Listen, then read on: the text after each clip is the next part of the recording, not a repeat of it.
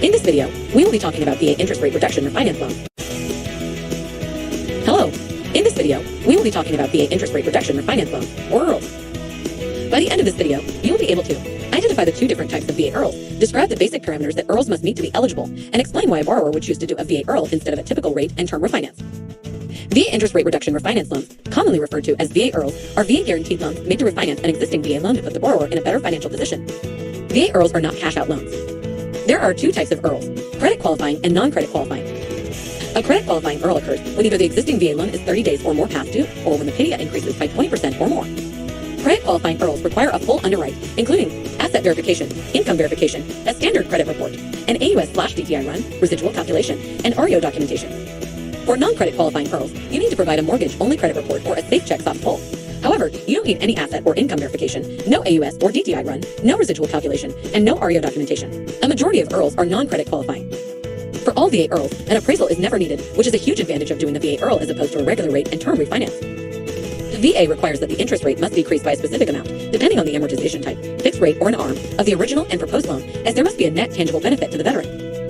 If the original loan was a fixed rate mortgage, and it's being refinanced to another fixed rate mortgage, the interest rate of the refinance loan must decrease by at least 0.5%. If the loan is being refinanced from an ARM into a fixed rate mortgage, no interest rate decrease is required, as going from an ARM to a fixed rate mortgage is an inherent benefit to the veteran.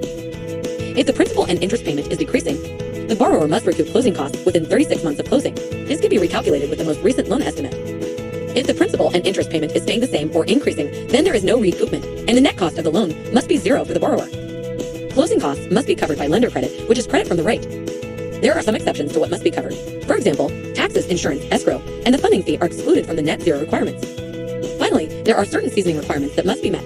210 days must have passed from the first payment due date on the original loan to the note date of the new loan, and 6 scheduled payments have been made on time if the mortgage being paid off was opened within the last 12 months.